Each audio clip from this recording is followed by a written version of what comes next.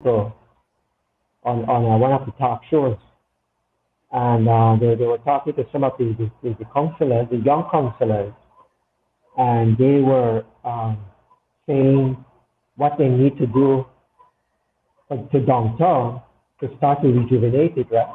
Yeah. But Let me interrupt you. We're live now. I am G. Michael Reed, and we're joined as per normal by Gregory Morrison out there in the La La Paris. Land, City of Angels. I have Joe Cowie in Belize City, and our guest again this week is Mr. Albert Avila. The last time Albert joined us, and we were getting off into the heat of the discussion when we had some technical difficulties, and I hope this time we're spared of the devil's pen. Let's see if we can follow this one through. We were talking about downtown rejuvenation that you were a part of. I want to get your opinion on I something. just wanted to point out that he'll be with us for an hour today. Okay. Okay, Do you good. mind? Good. Thank you. I believe Joe was given some concern as to maybe he might have some previous engagements, but we don't know how that worked out. Joe, you are all right? We're good? You able to tell the gal you'll meet Yeah, her man. next week instead? Yeah, man. What happened? I got cut off just now because of yeah, but I'm back on. All right, all right. Albert, Augusto Kwan, shut down. That part of the downtown, uh, just history of Belize City. Yeah. Any what you think about it? Uh, eh, um, Sign of the times. well, if you go back to the Parelco study that was done in 2010, right?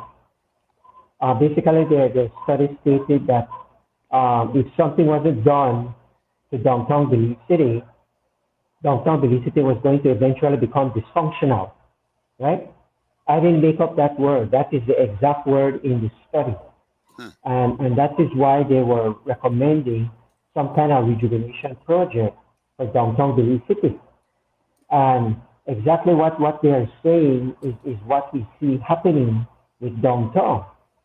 Basically, downtown used to be the primary area for Belize City, and it is no longer the primary area. The primary area has moved now to Northside, Holy Drive, and Philip Gorsley. So a little bit at a time, downtown is losing its primacy. So what you're seeing with Augusta Kwan is nothing. It shouldn't surprise us then. Yeah. And I could see it happening with Cofios. I could see it happening with Brody. Do you think it's intentional on the part of some of our leadership to kind of push things the way it's going, or is it just unintended consequences from probably just neglect and not understanding the true function of what a downtown is or ought to be? Who are you talking about? The municipality? The Eh, municipality and leadership, whoever What the is happening? leadership are, Yeah, yeah, what is happening downtown? yeah, yeah, yeah. Well, well, Municipality what is mainly the responsibility part, but it could be central government to some degree also. And I'm not blaming any specific, I'm just saying the leadership, Well, government continues. he's suggesting a conspiracy theory. Basically, I don't know that I would go so far. What Uh, do you think is there? it wasn't a it wasn't a conspiracy because I'm thinking of it happening over multiple administration in government. I'm just seeing, is it a lack of planning on on the part of leadership Are why this is intentional on their happening? part to Yeah, dismantle? yeah, and that's basically it, right? what's happening in that area of downtown? Like I had mentioned the last time I was on, in most countries, people move from the rural area into the urban area. Our historic urban area was downtown Belize City. Once you cross that bridge, that used to be the commercial center. Hmm. But because that area is so small and it has become so expensive that people, especially people from Southside, they are moving out because you can't find land, you can't find house lots, you can't find You damn sure can't find parking. inexpensive places to live. Hmm. Parking you So can't find. you can't Yeah. find parking. So people are moving now out. They're going into the satellite villages, Nativeville, Mile 8, Button Wood. That's where people are moving. So everything that, and the businesses have to move with where the people are going. So you can't have people moving north side on Pony Drive and Philip Golson, and then you think that your business in downtown will be successful. It's not going to happen. Well, And what's Albert, happening? we see a lot of activity also on Central American Boulevard over here on the south side of Belize City, and a lot of big businesses are going up there. And most of the Chinese, of course, they seem to be running out of time. We also watch on Northfront Street, where the Mennonites seem to have gobbled up that whole area from Map Street to the bridge, the Belchina Bridge. I don't know. Is that in keeping what you're seeing as far as people moving out? Because maybe they're just shifting from one area of the city to the other, as opposed to out to the outer line areas. What do you think? Well, that's what's happening. It is shifting, but the shifting is going from downtown Belize City, which is Albert Street and Regent Street, to other parts of the city, which is normal. Yeah, it's just a natural progression. It's natural, right? But yeah, people movement. When we see places like Augusta Kwan closing, it's not really a conspiracy. It's just that the demand is going somewhere else. And what happened to Augusta Kwan is they're kind of in the middle of nowhere. You know, there's nowhere to park. Belizean people like parking.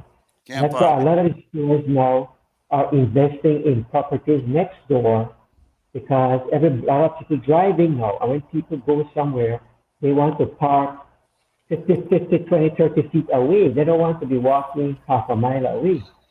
And where Augusta Kwan is, there's literally no parking. None. Augusta Kwan can't buy the property next door because there's no property. Yeah. And nobody can park in front of Augusta Kwan because you park there for 2 minutes to get a Yeah, it's by the bridge. So they have been caught in no man's land, right? Yes. And it has just caught up to them. But what the Downtown Rejuvenation Project wanted to do was to create a new demand in downtown Belize City. And that demand was to come from tourism, right? Those 1 million tourists that came through the cruise terminal right across the river, 1 million people. None of those people were going over Swing Bridge and going into downtown because there was nothing there. They didn't know that there's anything. There's lots of things there, lots of potential, but they don't know about it. Well, is it that the tour guides aren't trained enough? And let me say, it's interesting because Joe quiet to this point, but Joe was a former mayor of Belize City, so he has a lot to say about that. A part of what I had heard, though, was that they were planning on making Albert Street only pedestrian, no traffic. Was that a part of that plan also? Making Albert Street fully pedestrian wasn't part of the Downtown Rejuvenation Project. That was a part of a larger project. Remember the Parelco, I think I have the name correct, Parelco study of 2010. They had recommended something like 10 projects, 10 to 16 projects for the entire Belize City. And the Downtown Rejuvenation Project was just one of those. And a larger part of the Downtown Rejuvenation Project was to probably close off that Albert Street area, which was another project that the City Council wanted to do, right? But that wasn't it would have been closed off to normal vehicular traffic, but I thought they were going to have some type of conveyor system on that path to take people back and forth, trolley type of system, right? Where I think that would work is not on Albert Street, but on Regent Street. Say somewhere from the Treasury Building all the way to to the hotel, Mopan Hotel, where that building And they is. could walk over to Albert Street if they need to, yeah. And then you could circumvent Regent Street through Foreshore. You go to Courthouse, you come up through that street by Mopan, and then you go around St. John's and the government house onto Yarborough, right? And you would still have that circulation. But you could make Regent Street that close it off and then have the businesses there, something like what they do in San Ignacio, right? Right. You have all the restaurants put their chairs in the street side, people walking and people eating and so forth. And that's what we need, because although we have the socio-economic activity on Albert Street, Regent Street doesn't have any. Regent Street is gone. They've gone long time, right? Yeah. But they don't even have businesses over there now, yeah. Yeah. Exactly, because there's nobody going there. Right. So the idea is if downtown was able to have something to attract people, and that's why I've been touting, right, my little group, that downtown needs I just spoke with somebody from Mitch, and I understand they're going to reopen the museum in Government House. They're going to start to work on that, which is good. So we have the Government House, we have St. John's, we have the Bliss, but just that. And you can't bring in 10, 15, 20, 30,000 tourists for those things. What downtown needs is a primary or a flagship destination. And that's what I was saying. Let's open a first-class museum on somewhere on Albert Street. They had a nice property down there by St. John's Cathedral. If we could do that, that would be strong enough to attract those cruise ship people from across the river to come into that area. Then you could bring the Calypso trains, and you could bring the tour guides and bring them in that area. We don't have any certified tour guides that are certified to do a downtown Belize City tour. Yeah, they want to carry it in I don't even know if we have one for Belize City.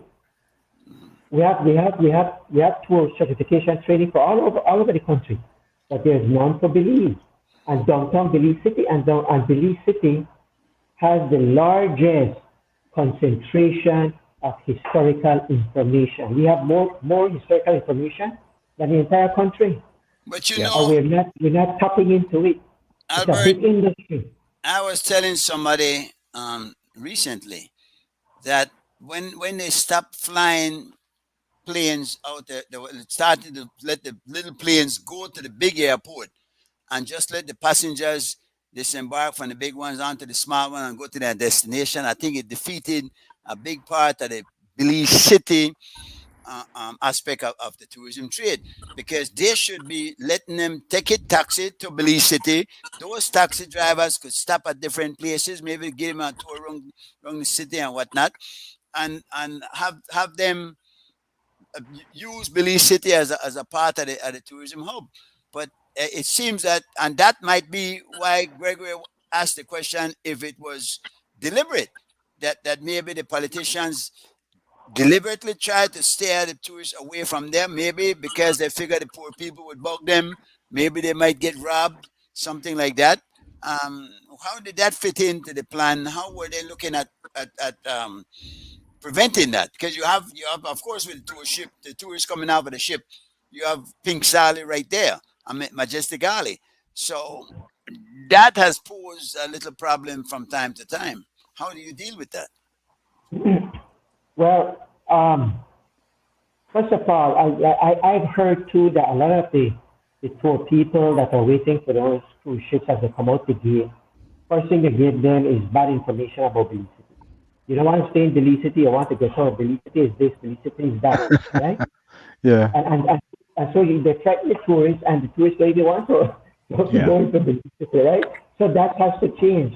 That is a part of the education that we need to change. We have to start treating those guys, right? Yeah. Now the situation with the alley thing, that's above my pay grade, but something would need to be done. Yes. To allow the tourists to pass. If you left it up to me, my idea would you build a causeway across from north side all the way back to behind courthouse, where the tourists can just walk straight across. Yeah. Once Well, you you could always address that's a minor problem if there's the focus that Majestic Alley. It is an issue, but it's an easily solved issue, I'm sure, if the focus was to do that, because they could do a lot of things to break up that congregation that's there. Joe, Yes, go, sir. go, go Yeah, ahead, can I Joe. Go ahead. try to? Yeah, what I want to do is to try to get a perspective of what you're really talking about in the sense of what year was this plan for downtown Belize City, and who was behind the plan? Was it the central government or the municipal government? And who was which are you supporting talking it? about? The downtown rejuvenation project or the Yes, Coral? yes. The rejuvenation project The that one you that were you are on referring first. to. Yeah. What One year you was were a that? part of, yeah. Well, that project started in 2014, but I joined the project in 2015. But I understand there were versions of it much earlier. From 2010, they had started versions of it. Remember, the original version was to just upgrade the government house property and use that as the destination to pull people into downtown. And it was not until they were looking for the funds to invest in the government house and they approached Taiwan ICDF that they recommended that you just can't invest in government house. You have to invest in a wider area, which was Regent Street and Albert Street. And they were the one that recommended that we create an eco-museum in downtown because they had done it in Taiwan and it was pretty successful. After they created the eco-museum, that brought in people into that area. So that's what they were saying. They were saying the eco-museum would have been the catalyst to start the tourists going into that area. Now, what you have to look at now is that although we got 1 million tourists that came off the cruise ships into downtown at the cruise terminal, there were still a lot of tourists that stayed on the ship. And I believe most of those tourists that stayed on the ship were the older tourists. They didn't want to go to walk off any Maya ruin, archaeological site. They didn't want to go walk in a cave and do cave tubing and zip lining. They're too old for that. So they just stayed on the cruise ship. Now, if we had a historical museum, an eco-museum, say across the bridge, Albert Street, Regent Street, Beautiful. we had the primary tourism destination, which would be a first-class Maya museum in downtown. Perhaps that would be able to draw some of those tourists that are not coming off the cruise ship. Right. I say, you know what, I wouldn't mind sorry. going and visit a museum. Yeah. And then you have appreciate- packages of tours where you could take them in Albert Street and do various things. Then you could start to Right. incorporate Right. the courthouse, the Bliss, the cathedral, the government house, this Maya museum, some of the new businesses and entertainment centers that would start to come on Albert Street and Regent Street. Mm-hmm. You know, as tourists come in, they want to eat, they want entertainment. So then all these businesses will start to come back. Somebody like Augusto Kwan now, maybe doesn't have to go in, continue what he's doing. Maybe he could convert that into something for tourism. Right. Another function. Yeah, but- Right. You have the opportunities once you bring the tourists into downtown. Mr. Chairman, sorry. Yeah. What I was trying to find out from Mr. Avila is that who actually was behind this plan for Belize City that he's speaking about. Was it the national government or the subnational government, meaning the city council? It was the national government. It All was right. because it was What an period- agreement what year with was it was that? an agreement 2014 through 2019, I think, right? Let me tell you why I'm asking you. Let me tell you why I'm asking you, please, if you allow me to. I want to highlight, not sounding like the prophet of doom, of course, But I want to highlight that 2010 plan or 15 plan, that period that you're referring to, is little known to us in Belize City.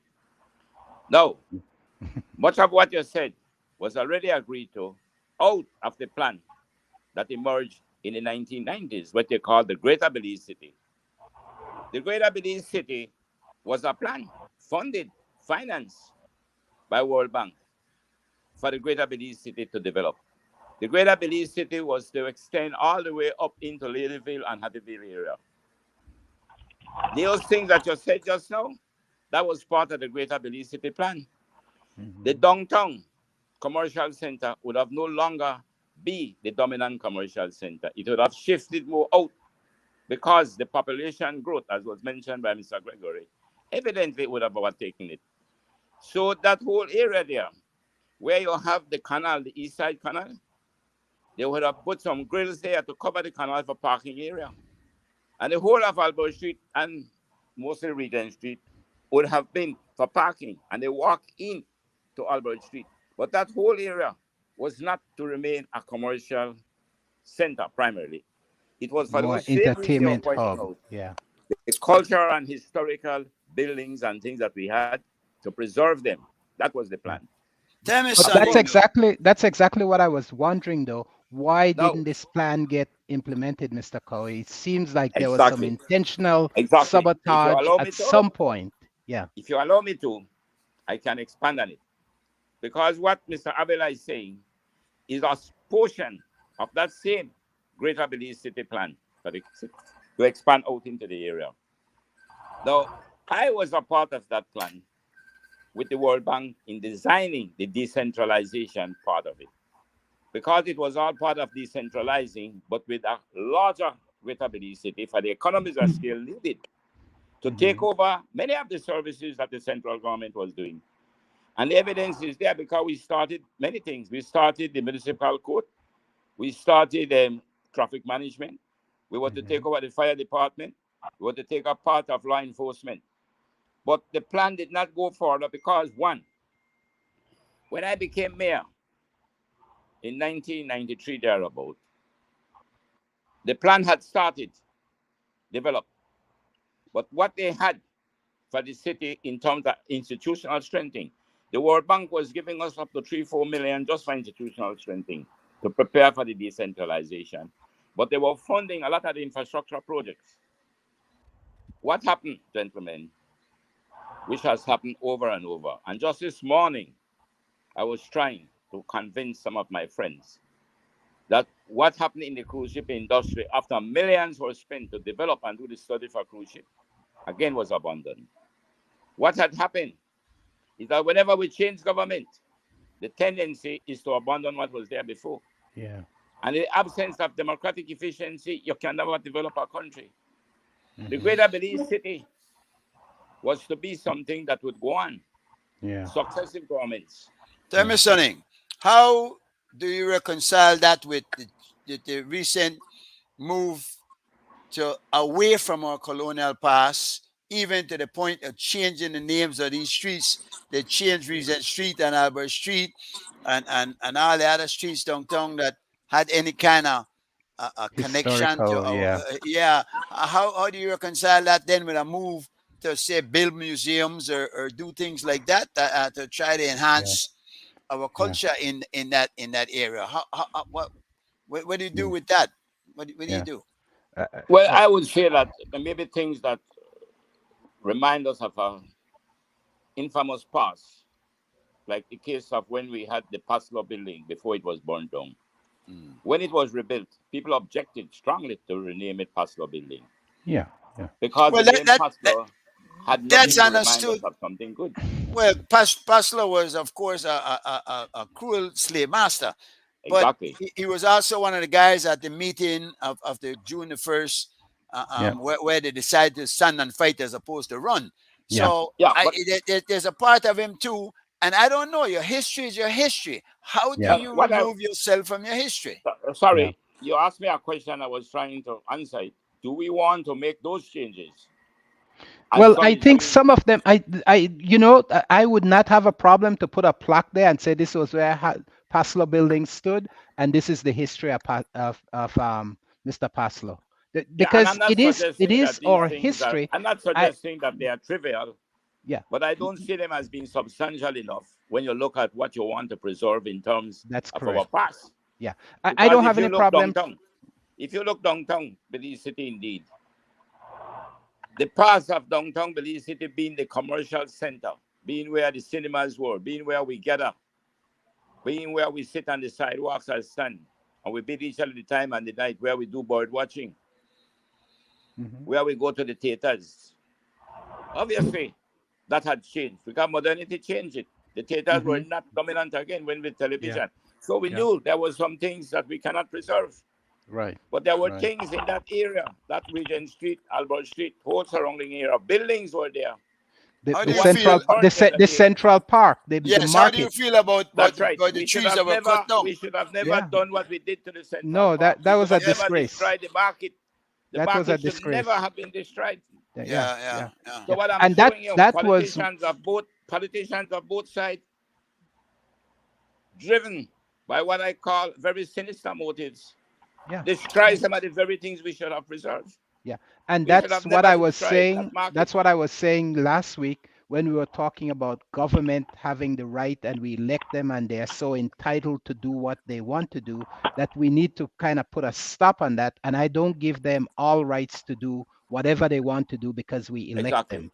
Well, you So- don't. It This brings is us now why. to the point that, listening to Mr. Avila, everything he said, much of what he said was already in the plan for the Greater Belize City, which was to take us out into. Right now, the city boundary stops at stops at the Halova Bridge, at the Burn Ladeville. Canal You Bridge. should go to Ladeville, yeah. That's the boundary for the city. Yeah. Mr. No. Mr. Mr. If Avila, we had expanded the city, and that was the plan, to move it in to Ladeville and Hattieville, then the decentralization process, the economies of scale would have come with the expansion of the Greater Belize City to decentralize further. Yeah, and I think in time they will see the necessity of doing that, even though right well, now it's constantly expanding. And up that side. No, but so to incorporate it as part of the city. They Belize should, City, they so that should. they have the revenue base to do Exactly. proper projects. We Let do me add need to it, we Mr. do Avila, need which you might have been a part of the plan. You know what was the plan in the Greater Belize City? You see all that area from the Bliss, where the Bliss light is, the lighthouse. There was to be a boardwalk all the way down, coming right to the old fire station, which should have been preserved likewise. And then on the other side, on Foreshore, they would have got the boardwalk also. And the idea was, in fact, to make what was the commercial center a tourist area. That whole area there would have been preserved to promote tourism. Yet, it's the first time I'm hearing it, but I like the idea of that causeway that Mr. Avila spoke about across from where the tourists come in to over and onto to the south side. Mr. Avila, you said you spoke to somebody at Niche recently.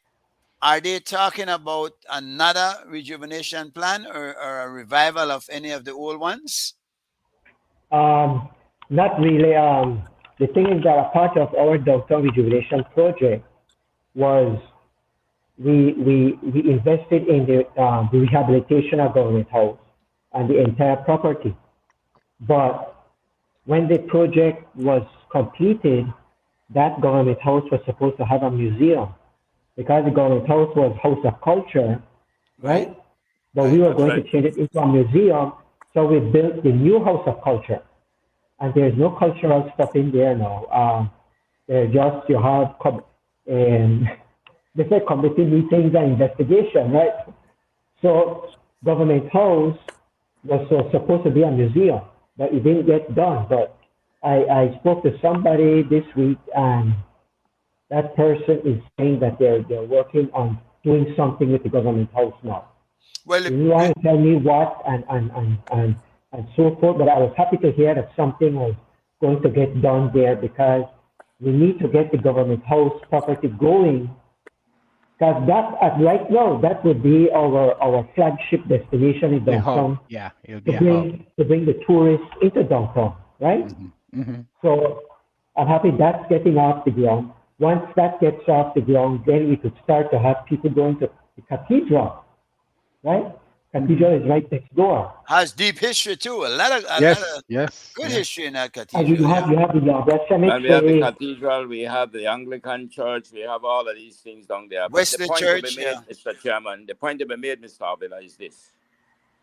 Rather than for us to be spending time trying to visualize what the past wanted to do, is maybe perhaps knowing that an election for the municipalities will be next year. We're going to have elections for the municipalities next year. Now, this is the time for those who want to garner support, is to maybe resurrect the past plans and come to them with some innovative ideas, including the Greater Belize City. So to me, it is nice for us to spend the time to reminisce about what we wanted to do. I think it's more important now to find a way how we're going to encourage the political parties or independent parties, whatever they are, engaging an election, to come forward now and take those plans and bring them together and see if something can be done. Because we can talk all night about what we wanted to do and what we think we should do and what not. But at the end of the day, unless we find a way how we'll get it done, because I go back, I'm saying, to the 90s, when we had all the support of the World Bank. But then, once the government changed, the succeeding government in most cases scrap all of that and move to something else. You've been in government. What happens in that psyche? Is it that they don't want to continue with a policy that was carried on by the previous government, or is it just there's always some money in the other plan that they're developing? I mean, it could be that, or it could be that they're just all short-sighted and have no vision at all. Well, Mr. Morrison, I have been in the political arena, as you know, for over 20 years. I spent 9 years at the subnational level at the City Hall as mayor for 4 and councillor. I was a senator for 5 years. I was an area representative for 10 years. I was a minister for 10 years. And let me tell you what is my learned opinion. It's not sometimes because of being dishonest. It's sometimes many of our people who are elected are promoted beyond their level of competence. They should never have been ministers. And I don't want to call their names, but they are there on both sides. But tell me, should we don't then have the change kind the of vision, system? the Should we change the system back to where we have proper permanent secretaries that make these type of decision and they get vetted in ways that it's not just a area representative that has all the power to turn up all these things and Precisely. disrupt the normal function of our society? Because that's what's happening. And these are people who come up through the system, as opposed to be just appointed and put there to do the will of the political bosses, no? So Well, yeah, Mr. Gregory and Mr. Avila and then Mr. Chairman, I was instrumental before the election in the party with the now Prime Minister to get the union leaders to meet with us and to plan how we're going to bring back the public sector. If you look in the Plan Belize, you will see the commitment to bring back the permanent secretary.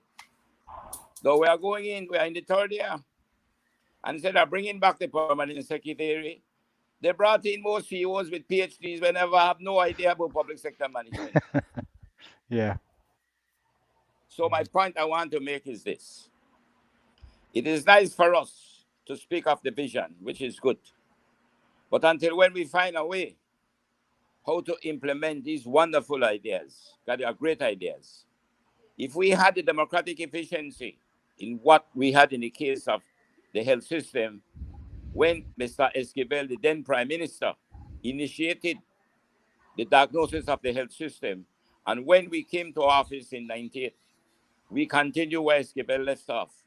When we left office in 2008, very advanced again with millions of dollars of IDB money, World Bank money, the new government that came in under the UDP scuttled all the NHI programs and never did continue. Then the PUP came in office November the 11th, 2020. and really forget of all the wonderful policies and plans that we had developed in 98, which they can now resume, but they didn't either. Yeah. And I don't think they didn't do it because they just don't want to do it. I don't think they had come to even appreciate it, what we were doing back then. Mr. Avila, do you have political affiliations? Are you a member of one of the political parties? Not that I know of. Or willing to admit. Or what do they know of? Not what you know of. What do they know of? Yeah. But you were hired under the United Democratic Party, obviously, right? They were in power when I joined. Yes, I joined in 2015, October 2015, and at the level that I joined the project, they don't care who joins. Yeah, it wasn't a political thing. They only care about the top positions. Those are political positions, right? So at the lower positions, that I don't think politics play a role. Yeah. But I ask you a question then, Mr. Avila. I'm not really concerned about your political partisan conviction because I respect anyone's political partisan conviction. What I do not respect are people who claim to believe in something that they are not of. I'm a PUP, but I'm not a PUP by virtue of who the leader is. I'm a PUP by virtue of the philosophical and social anchor of the People's United Party. So that doesn't mean that those who are in office today are necessarily PUPs. No, they might claim and purport to be. But you can't be a Christian unless you are a follower of Christ. But we're going to leave that one alone. We're going to come back to this. You were there. Tell me now, out of that vision, how much of it was implemented? How much of what? The plan that you were talking about, which I think you're so eloquently articulated. If I could use those two words together. You did very well in speaking of the plan. How much of it was implemented? That project was divided into soft components and hard components. The hard components were to the big investment was to rehabilitate government house property. Some work with the cathedral, improve the Yabra basketball courts for the community and the Yabra field, do some improvements on the Yabra cemetery, to find at least one heritage site and get that property and rejuvenate it, because that the project was always to rejuvenate the heritage houses, right? So we needed at least one. The colonial houses. To bring it back to how it used to look, right? But that in itself was so difficult to achieve. We were only able to get one house, which was Mr. Ronald Greenwood's house, which was on Cockburn Lane, corner of Regent Street and Cockburn Lane, behind Anglican Cathedral. We were able to get that house. But that house was so far gone, we had to raise it and we had to rebuild it. But we were able to rebuild it in the same form of how it was when it was there. So we did that. We did some work on the courthouse. We fixed the ceiling in the courthouse. We fixed the clock. Then we were supposed to invest some funds in the commercial center, but at that time we couldn't make any progress with it, and we were running out of time. We had the funds, so a decision was made. Okay, let's look at Parslow. There was nothing there at Parslow. Let us go and build something there. So that's what we did. We built that building. Part of the project was the Battlefield Park. So we designed the Battlefield Park. So we redesigned New Park. And then Regent Street, which was mainly to put in a lot of signage to demarcate the various historical sites and the memory sites. All of that came under the hard components. The soft components was for us to build awareness and capacity for the preservation of history and our culture, because you cannot preserve your history and your culture if your people don't see the need to do it, right? So a part of that project was to try to get the general public to see how important history was and how interesting it was, and to be a part of this rejuvenation of downtown and turning it into an eco museum. And I think you had mentioned they had some essay competitions and things with the school last time to kind of embed it in the young students. Did you get that? No, I said, I think you had mentioned that there was some school involvement by having competitions within the school to write essays and stuff. Yeah, that was one of the our key initiatives for the young people under the SALT component, and it was the Lee City Primary School History and Social Studies competition, and we had 31 primary schools, and our goal was to get at least 15 of the schools to participate. We had gotten up to 21 schools to participate, and that was just one activity to help us build awareness and capacity for history, right, with our young people. So because we're not being taught our history in school, right? Yeah. So that was just one activity, but you cannot change a population. The mindset, right? Yeah. You cannot change that mindset in 1-2 years, and with a budget of $300,000, right? Let me ask you a question. This is a broader question. Why do you think our history is not being taught in our schools? Do you have any idea of why that? And it continues to be an issue through the history from even before independence. Well, I remember going into high school. Yeah, we did learn something about the Mayas and the Garinago, and we learned Caribbean history, where we learned European history. Now my son is going to start her farm next year, SJC, and one of the electives there is Central American history, right? Mm-hmm. Yes, I know a large part of our population now is from Central America. So at some point, we're going to have to deal with that. We have to learn about their history as well. Yes. But let's learn about our history first. That's what I'm saying. I don't remember learning anything about all that history about downtown Belize City.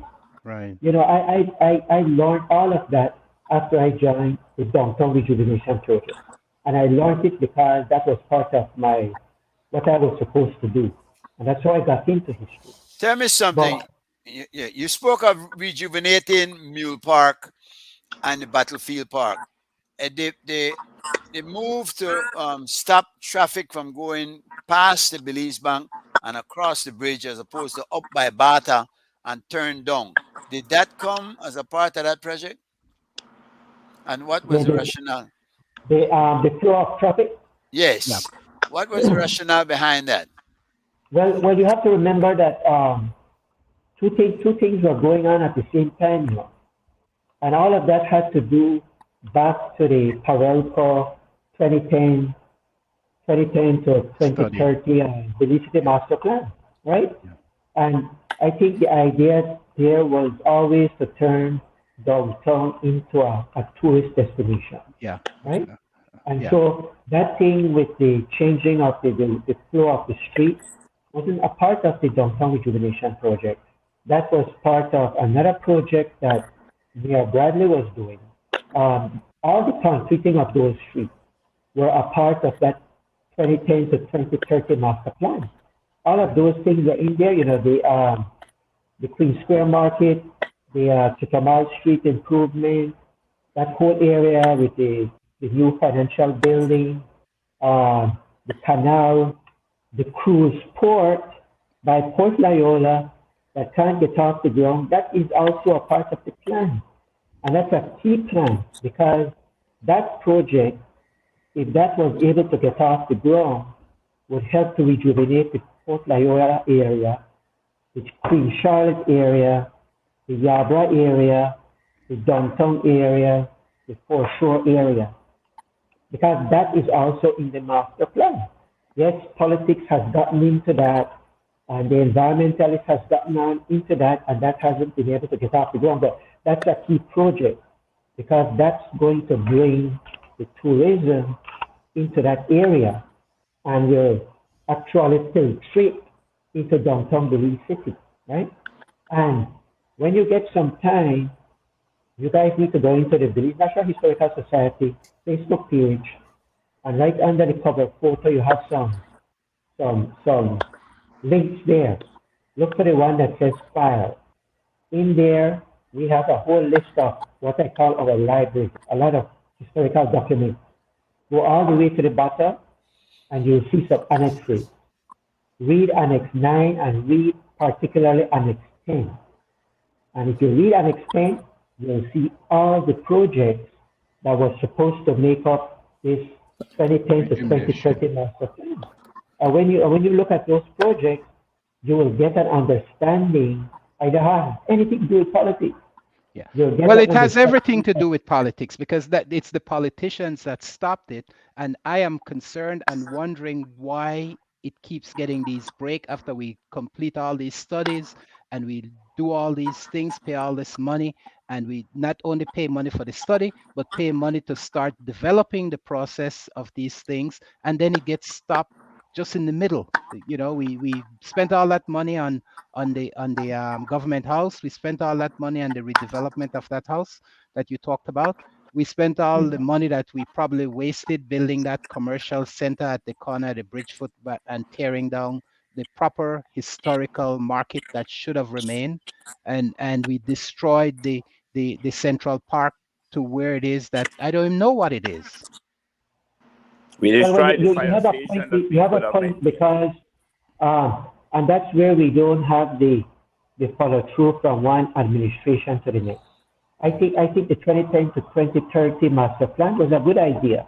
You have to start somewhere. You have to have a plan if you're going to effect change in Belize City, right?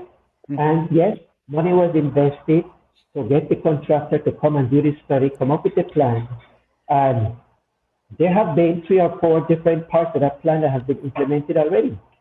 But where it fails is that we don't have the follow through from one government to the next, right? Continuity. So, yeah. And yes, the downtown rejuvenation project, like when I started with the show, I mentioned that I had heard people from the city council on a radio show, the young boys, the councillors, saying they have an idea of how to rejuvenate downtown Belize City. And what they were talking about was the same project that we spent 5 years and $16 million to try to do. And it wasn't 10 years ago. It was 2 years ago, and they know nothing about it. Well, Joe mentioned it earlier. And City Council was part of that project, right? Yeah. So that shows you how there is no follow through, and that's what we have to get over. We can't have one administration start something, and then the next one come in and say either they're not going to do anything, or they're going to repurpose everything. How are we going to get ahead in certain things like that, right? Yeah. No mindset we have to attack, though. Yeah, go ahead. Yeah. Tell me, do you still have hope that maybe something will happen and Belize City will be able to rejuvenate at some point? Or have you kind of like figured, the political will is not there, even the will of the people is not there? J. Michael. Yeah. The month before I left the downtown rejuvenation project, I already told them, I said, we need to have something in place that will continue the idea of this eco-museum and downtown Belize City as a historical site. And the Belize National Historical Society Facebook group, which is what I created, is my own little way, my individual way to keep the fire burning. We can't let the fire out because then it goes to hell. So we have to keep the little ember going that one of these days we will come back in an environment, and I don't know when we can start the process again. Yeah. We started the process in the downtown rejuvenation, with the downtown rejuvenation project. At some point in time, hopefully, we could get it going again. Right. Maybe somebody will come and say, hey, you know what? That was a good idea, and we can see now how we can start to get money to flow into downtown. Let's get it. We have to stop thinking of just a historical destination. We have to start to think about historical tourism. That's where the money is. If we just think about history, nobody's going to invest in it. We have to start to think how history can Be start economic. Yeah. Yes, to have economic money value. and trickle down to the poor people. How does Right. our colonial past fit into that? Do we herald it, or do we forget it? Do we distance ourselves from it? That's the next point. I always tell people, because I get people think I'm a because I work for that project, and all of us that work for the project thought we were colonialists, and we wanted colonialism to continue, and that wasn't the case. The way I look at it is that we were left with a legacy, a British legacy, and we have no control over that. Mhm. So we can either go in our corner and feel sorry for ourselves and say, look what the colonialism does to us with slavery and education and development and mahogany. That's not going to help us. We have that legacy in downtown Belize City. We might not be interested in it. The tourists are. Those 1 million tourists that are coming across the sea, they are interested in that. They want to know what your history is. They want to know what your history is. Let us milk it. We don't have to love it and think, oh, it's so great. But if we promote it and show it, and that will draw them into downtown, and they're willing to spend $250 per person to come and do that, I say you do it. Tell me Bring something. 10,000, 15,000 people into downtown Belize City. There are two trains of thought, and as it relates to the Battle of St. George's Key. Some people believe that it's a myth. Some people believe that it's something that did happen. What's your opinion on that from your research? I think we're kind of shooting ourselves in the foot with that Battle of St. George's Key. I just see, and I don't know where it's coming from. What do we have to gain to say that the Battle of St. George's Key never happened? Yeah. We have nothing to gain from that, and we have everything to gain to say that it was a battle. Yeah. Why say, it never happened, let's forget it and move on? What does that do for us? Yeah. It's right? stupid. It's And stupid. Our ICJ, part of our ICJ argument Is that we fought for this land? Through this Conquest. battle. Yeah. Right? Yeah. So why go away from that? And that is an example of the Baymen and the slaves. I don't know anywhere in the world where the masters and their slaves came together and fought shoulder to shoulder to win a battle. I want somebody to come and tell me where that happened. Belize is the only way and only place that happened, right? So that created the unity, right? These are two groups of people coming together and form what we used to have in Belize, which is the Creole population. You know what's amazing? I always thought it was a tale of courage. When you think about what happened there, why would we not want to extol that? Why would we not want to promote that when in fact it is good for self-esteem where we have a problem anyway? You see, so I really, and I think I'm a political thing now, way back to the whole NIP and PUP thing where if one believed one thing, the next one didn't want to. And it's a shame because we're one people moving towards one goal, but we can't seem to get it together at all. Where's the hope? The hope lies, Mr. Mike. And now let us see the Battle of St. George's Key as the day when the nation was conceived. And let independence be the day when the nation was born. Yeah. That will reconcile the past with our independence. Yeah. The reality of the battle was there was a battle. the issue of how it was narrated by the victor might not be as accurate. But I don't think that history can deny that there wasn't a battle. Yeah.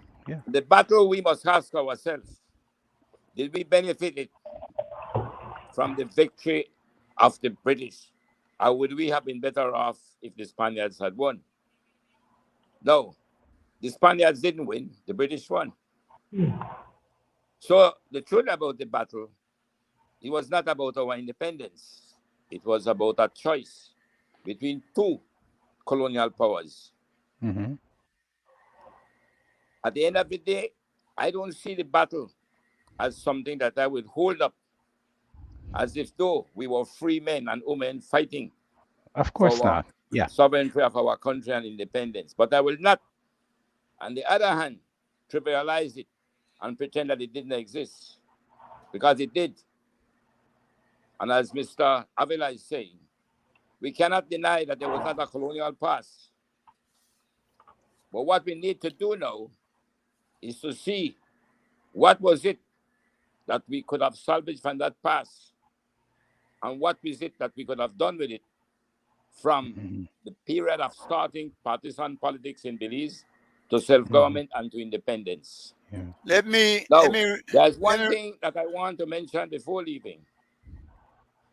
Whatever the British and all those colonial masters, those imperialist powers have done in slavery can never be forgotten and should never be condoned. But there is one thing that from that colonial legacy is that the British left the world with one of the best, most disciplined public service. The South Koreans have testified to it. The Japanese have testified to it. Many countries have. I personally experienced a British public service when I entered the service in 1961.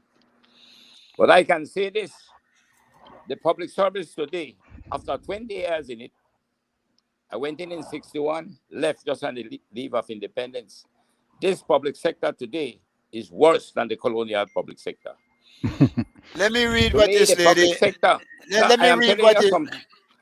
I'm giving you what I consider to be informed opinions. Let me read a comment on the screen, if you don't mind. The stories of why people fought for Belize in 1978 needs to be told. The individual stories. Now, I'm sure many people have different stories and different interpretations of what is happening. Maybe we need to reconcile all of them together and try to find something for us to present to the world as what represent us truly as a people. It seems to me that the June 1st, the meeting, the public meeting should be something that should be a part of our history, and that should be expounded upon largely, because I mean that want Taylor courage again. And our children need to know that at that point, even against huge odds, we decided we want to stay and fight for this country.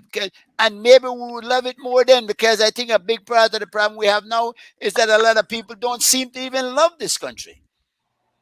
So, Mr. Chairman, I will say this: that when it comes to your past, when you look at somebody like Thomas Paslow, right? Thomas Paslow came to British Honduras very young, in his 20s. Yeah, I think he was 30 years old. 26. Yes, he became a wealthy person, but he realized that he had worked hard for what he had, and he wasn't going to let the Spanish come in and just take that. Previously, the Baymen, whenever they heard the Spanish were coming, especially after 1779, when they attacked St. George's Key and put all them in chains and take them to Merida. Cuba, yeah. Merida and then Cuba. They were shocked after that. So when they heard the Spanish were coming, everybody was getting ready to go to Black River and wait till the Spanish come and go. But you have people like Paslow and some of those magistrates that had invested all their time and effort to build what they had in Belize, in the Bay of Honduras, and they weren't going to give that up without a fight. Right? Exactly. That's why we always say it's important to get make sure Belizean people get a piece of land. Make sure they own something in Belize, because if you don't own something in the country, then you have nothing to fight for. Yeah. Get them the piece of land, right? So they know they have something for that. And I think that's one of the big things that you have to do if you want people to start to love your country and like that. Give them a piece of it, right? Yeah. And even the slaves, they were willing to help the Daymen fight in the Battle of St. George's. Yes, because the Daymen made a lot of promises to them, right? I don't know how many of those promises they kept. I heard that they didn't keep a lot of them. Yeah. And that's one of the reasons why they were able to unite and defeat. And it was the numbers that like in the Spanish too, when they saw all those slaves coming in those pit pans, they said, we're going to mess with that. Let's go. Let's get up and leave. Right? Yeah. Right. So It's how long you gonna stay with us? It's 5 after 8. I need to go because I need to go see that Panama game, basketball game, I believe, starting at the 20. Okay. 8:20. They start about 8:30, no? I Yeah, think they say it's 20, and if you look at the volleyball, they start on time. So, yeah. And I believe they play Panama tonight, no? yeah, So that's the first game, yeah. let us, folks. Ms. Avila, we want to thank you for coming on, and I guess that's a good enough reason, because we need to support our local teams. We certainly need to support sports in this country. I think sports is a big part of what will get us across over the hump. Let's wish our boys a victory tonight, and then give us a call and make we know how you gone. Okay, I'm sure. All right, fellas, any final words from Mr. Avila before he leaves? I just want to say thanks for coming back. I would just say, I would, you know, we have the Belize National Historical Society group, Facebook group, and one of the ideas for that was for us to reach the masses. Obviously, we're not being taught the history in school. The archives lock up. The National Libraries in Dalmatan. There's nothing to really spread the history. So the group is there so that the people that know and know little bits of pieces here and there and so forth can come in and share it, and we all can start to participate and learn about our history. What's So that that's page? what- What's that page again? Share that page with us. Belize Historical. The Belize Belize National Historical Society Facebook group. Okay. Belize National Well, Society. Mr. Avila, in leaving, anyhow, let's wait till he. You So- where is it? Go ahead, Joe. You know, go ahead. Yeah, they wait till they move the image. promotion. All right. Uh, Mr. Avila, let me congratulate you, on what I sense in your sincerity towards your city and your country, and I must commend you for that. But I leave an advice with you, and I'm not suggesting that because I'm older than you, I am wiser than you. But never forget to give counsel to the heirs. But I will not forget also to give credit to you younger ones. But my advice to you, you have a lot of information, you have a lot to offer. Try to become involved again as you were before. Yeah. I think you can do a lot for the city. Get on board.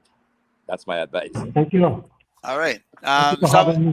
Thanks a lot, sir. We'll see you another time, sometime. So, guys, anyway, well, I think we need to discuss more our history, and I don't think that we should distance ourselves from any part of it. We cannot change it. We are what we are, and we were what we were. So, we just have to embrace it and celebrate it, no? We were talking this morning also about trying to get prominent Belizeans. Joe was even discussing maybe some entrepreneurs, some young people also to come with us on the show for us to discuss issues going forward. We want to invite everybody to join us on every Wednesday. We're on every Wednesday at 7 p.m. Belize time, 9 Eastern Standard Time, 6 Pacific Time, on YouTube at Belize Tic, BELIZTIC recordings, or on Facebook. And of course, you can contact us at WhatsApp 1-332-258 6274. Gentlemen, no, he done. He done now. The boots clip. And anyone see the boots clip? No, I haven't seen the boots clip. Boy, how could you not see the boots clip? The man, Is it something from like 2 weeks ago or something more well, recent? actually, it's supposed to have happened for last year after the hurricane, but then just released the recording. Oh, A guy caught him in a confrontation with a fellow who's trying to move some parts of an old house that was broken down during the hurricane. And he was standing up, according to him, in defense of a couple of children who were left by this gentleman, who told him before he passed, the guy has died, told Boots that I want his house go to me picnic. And I want to go to this woman who I'm live with, because the woman was not good woman. A guy left me. He never treat me good. And Boots was apparently standing up for the children. The lady sent one ex-police who apparently is as adamant as Boots is in taking it away as he was in keeping it. And the guy had a crowbar and one classic stamp up sharp with electric wire kind of move again, no? The man slammed the crowbar down and Boots turned around and run for a gun. And that is where the video ended, unfortunately. So we never know if he get the gun, if he come back, if he run, if he not come back. We don't know. But it was hilarious, and you have to look for it, Greg. I have to send it to you. But really, really hilarious. Joe, you know Boots. What do you think? I run him and run for your gun, and run for your life. Well, Boots emerged in politics as a kind of rabble rouser leader, let's put it that way. Is that he was, let me be kinder to him, he was seen as a grassroots leader. Mm-hmm. And no doubt he was quite articulate in the language of the street. So I knew him from way back then. He was involved in some youth movement in the Yarborough, Port Leola area. And we became friends, I must say. We were pretty good friends. But as time went by, I think there was another side of him which we all have in us, the good and the bad in us. But it looked like the period came with the office. Apparently, he brought out some of that bad side in him. But I think what he was trying to do from the clipping I saw was still the guy who, by his use of words, obscene words, and coming over as if though he was a bad man, that he may have scared the guy. But I think that guy may want to whap with her. I think he knocked over. Well, he nearly did. To me, at one spell, I thought he had run out of his boots. Yeah. I think. Listen, you spoke of people who were not necessarily corrupt, but they were hired. How did you put it? Above their competency. Would Boots fit that description? You think that would he fall in that category? I don't believe that. Put you on the spot I like would that. say this, that. And let me give it as a joke. There was a time a group of us gathered. Dr. Aranda was in it, Dickie Bradley, Arthur Saldiva, a group of us who wanted to put a stop to what was the 9th Amendment, which we find so obnoxious. So in a meeting while waiting, Dr. Aranda was telling the then minister, Hubert Ellington, former minister, about this young boy in Stancrick, Tangriga, who evidently not even gone to secondary school, to tell him how much he'd want to be one year representative. And Dr. Aranda was very dismissive of him because he said, why he wants to be this? So he would look at him and said, what if Boots Martinez could get the way you think of he? Well, that answers the question. The point that is happening to us is that don't ask how Boots got there. Ask who put him there. Yeah. Because he won. And he won with a big many margin. times. And he won many times. Many times over. Yeah. He defeated Dolores, who if you come from academic excellence or Yeah. good learning, and I would say a little bit more upright and honorable. And he defeated Dolores. I thought, I'm always right towards Dolores. Yeah. So we have to ask ourselves, indeed, I mean, are we Well, getting the kind of government we deserve? Well, that's why I come back to I reach back to what the role of the elected representative ought to be rather than what it is. And I'm hoping that as we visit this constitutional reform commission, we start looking at these things seriously so that we could have continuation of government and competent leadership. And really, I don't care so much who the political leader is to some degree, right? As So long as you long as hold them we accountable. so long as we could have that continuance of government and policies of government, and that they are well thought out and they're well agreed upon, and they are based on a development plan for the country. You know, Gregory, a friend of mine shared a document with me I've been reading. It's basically the opinions on this recent case with Portico. And what I find is that in there's a lot that I've learned more than about the case than about governance. And of course, one of the things was what was the minister was he authorized to do that signing, and was it within the purview of his ministry or the ministry he was serving? And that really, if we know, and I was to a point assured and reassured, I should say, that there are some things in place to hold these people accountable. We're just not applying the laws that we have at our disposal. Um, and why aren't we, Joe? Why are And we? politically, I don't think we will. We don't have the structure to do it. And we saw that with the Pena case. We saw it with the um, I can't remember the other guy, but we saw it in the past government twice, where for whatever reason, either the government feared it would fall or something else, they didn't hold those people that everybody know was corrupt accountable.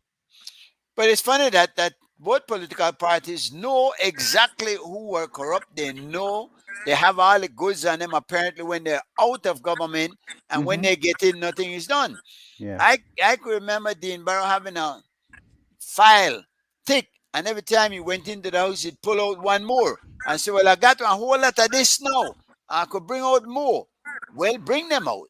You know what I'm saying? Yeah. You're in government. You know, if you know all the dirty deeds that were being done, let's do something about it. Well, But they don't want the government to fall. I mean, we had that way back. We had that with the original party leader and prime minister of the country, where the things were known about certain ministers, but either because of embarrassment or concern for the causing the government to collapse, they didn't act in the national interest. They acted in party political interests. You mean like Joe? You don't mean Joe though. I don't mean Joe at all. All right, good. I don't have anything on Joe. Otherwise, I'd have somebody. mentioned Speaking of shine. So, but I Speaking think of shine. I want to come back to something that I think the chairman said, and I fully agree with him. It's not a case that we do not have the laws to hold ministers accountable. It's that we have not been applying them. Mm-hmm. Ashcroft said something to me one time. He said, "Joe, they underestimated my capacity to resist." Now, if I never had the capacity to resist, Minister Vega would have finished us off, our family. But because I had the capacity to resist through the legal recourse by going to the court, and we won with 2 cases, we won them. Mm-hmm. Unfortunately, at the time, the third of misfeasance was not yet in practice. So what happened? We won the case, but it was like a Pyrrhic victory. We got the damages, pretty close to about $1 million. The government had to pay the company, the family-owned company. But at the end of the day, I think now we need to revisit the laws, and to the extent they may be deficient, in bringing action by the citizens against a present minister or a former minister. And I And that when, appreciate that what's happening in Portico. right, and then But when it's you win not. the case, They when you don't win the talk. case, when you win the case, the penalty must not be against the people as it is now, Must be but the it must be individual. that minister or Yes. that public officer. Yes. Now that Yes. is the era where I think now, if you listen to the words of the two opinions, a lot of emphasis was put on whether the minister had executive power, as they call it, executive prerogative. Mhm. One was of the belief that he didn't have it. The other one seems to be somewhat undecided. Ambivalent. Yeah. And Yeah. ambivalent. But you know what? I think he took his cue from because they gave him the one that said no, he doesn't have it. And so he took his cue from that to give them an answer that he still didn't expressly says he had it. You see what I'm saying? So I'm thinking what- they got what they were getting part of what they paid for, and he knew that. The what he opinion they did got was on the this. second one. He didn't come out quite blatantly and directly and saying, listen, this agreement is unenforceable and it's illegal. What he did, he cautioned the government about going about the cancellation of it. Right. For the reason, and he gave them a reason why perhaps they could maybe lose the case. But he was not saying either that he had the authority. Yeah. So he used what I would call more circumstantial evidence, beginning with the MOU, which the government knew about. Everybody knew about the MOU. Yeah. You're talking about the second opinion, Joe? Yes. Because the first one, he was quite, explicit. yeah. The He first made it opinion- clear that was not enforceable. He said was it's illegal. unconstitutional. First Unconstitutional opinion, even. he was very strong that it was unenforceable and it was illegal. That was the conclusion. Yeah. The second one, in giving the opinion on that, instead tried to use that Contreras as the Minister of Investment could have been akin to the Minister of Works and the Minister of Works and Tourism.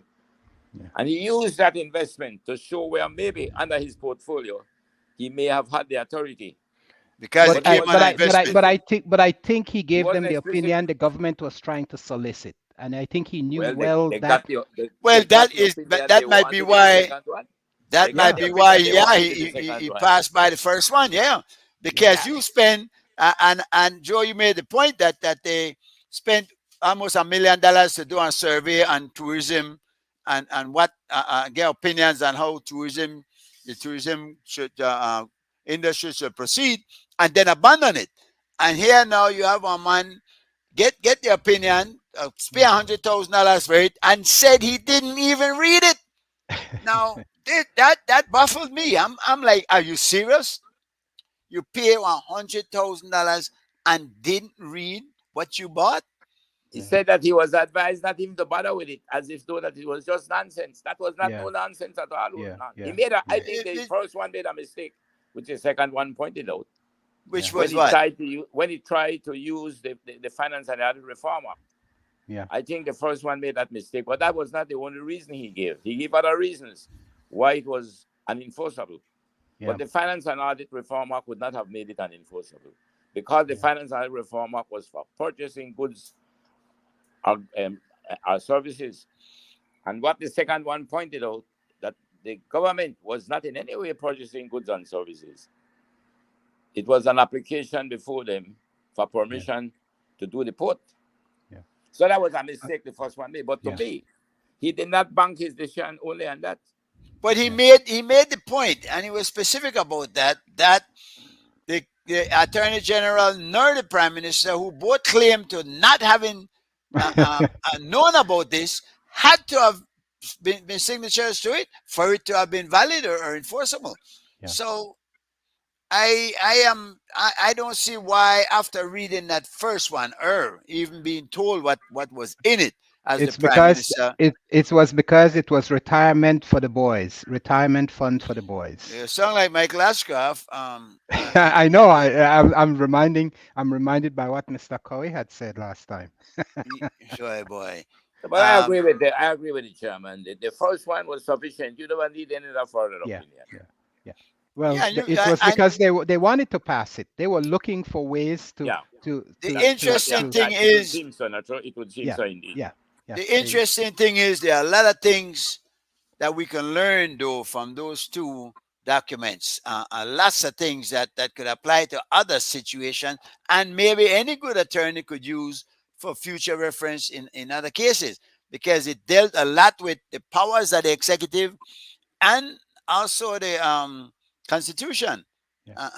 And that's why one of the things I hope we remove from the Constitution is ministerial discretion to the extent that it's used. I know that we do need to give the minister some power to act in some areas of emergency, but we need to make sure that it's not as broad and pervasive as it is, and that it is held accountable and transparent to the public in some way at some point after the decision is made, even in national security. And that's why I believe that you know how we have the Freedom of Information Act in the United States, where everything that's done in the government, in the secrecy, at some point it needs to be public, whether it's 20 years, 30 years, 50 years, whatever. Those things cannot just be tied up in cabinet and it's secret forever. We need to understand how our government function, even in the future, of how they have acted in the past. That will guide us a lot as a country. We have an advantage in that we're small, and we should be able to sometimes that's a disadvantage. Sometimes that's a disadvantage. Well, I'm saying in that I saw this case in the U.S. with that serviceman who was accused of leaking those documents. Remember? And when I followed up on that, do you know the millions and millions of stuff classified? We saw Trump by himself had so much. Biden had so much. You know how many? They're saying that over 1 million documents are classified every month, I believe it is, in a short period of time. And again, in Belize, we don't have that kind of stockpile of confidential documents as such. We don't know. I'm sure we don't have the volume they have, but we don't know what's being classified because it's never reported to the public. Do we have such classified information that cannot be released to the public, as far as you know? They don't report. No, I don't. We don't know anything that happens in the cabinet. Joe is there. Joe has been there. He might tell us.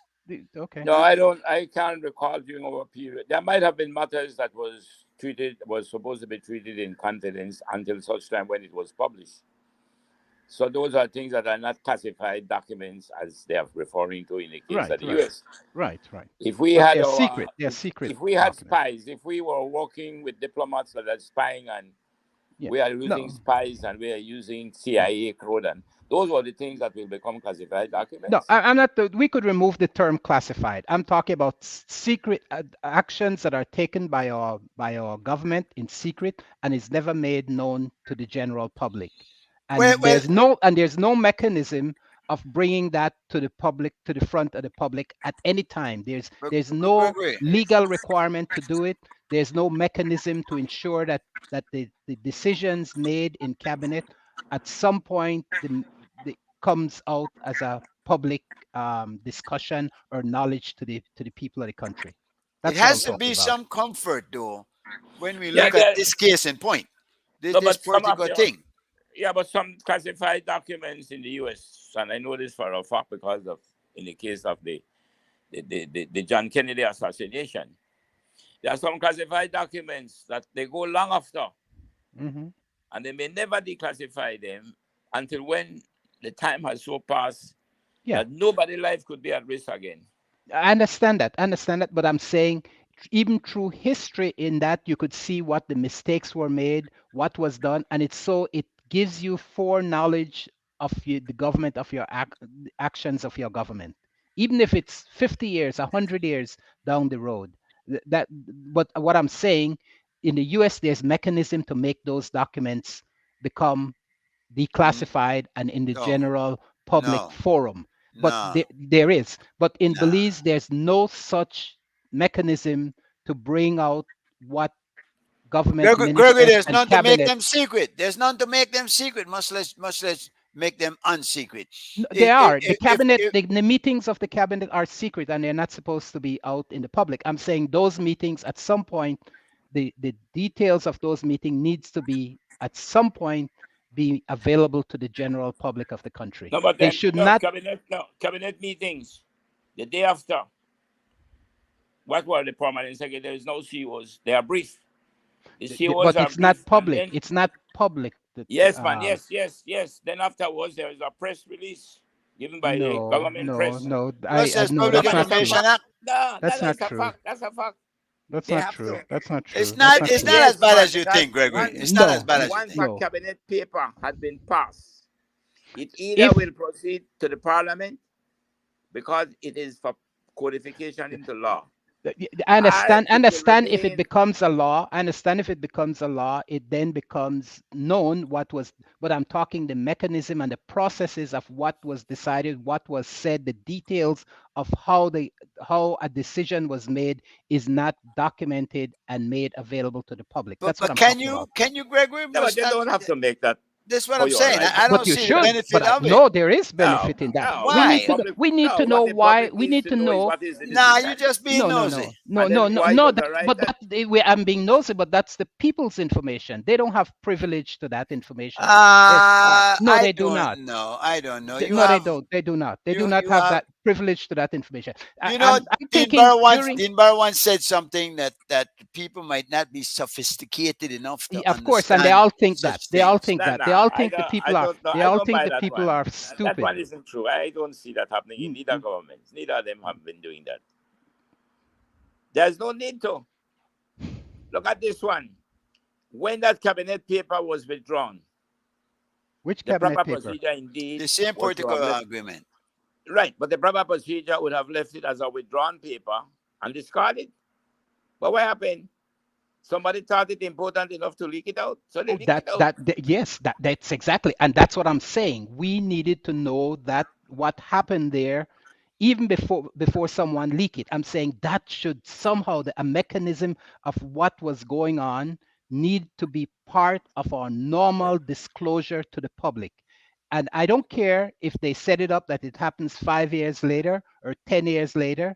If they need to classify it and say this is classification 1 and that means it gets released in 2 years. This is classification 3 and it gets released in 20 years. That's what I'm talking about. Gregory, do you really believe that there's a lot going on that if we knew about them, Yes. we'd He doesn't even care if it's a lot or if it's a little. I'm saying every detail and every decision of governance should be can't do made. that, Greg. Of course you can't can. do that. No, come on. no, Why you? no, It's a no. democracy. You- These you people are not can't- entitled. These people are not entitled to make decisions that are not part of the public You discourse. give them that authority. You give it to them by But voting not, them in and put them in government. you did. But Mr. But Gregory, it doesn't mean the that they cabinet have it has never absolutely. made. The cabinet has never made any decision How do you mean that was cabinet not has made made known to the decisions? public. They have to. Of course. Well, it comes known to the public. We have things like the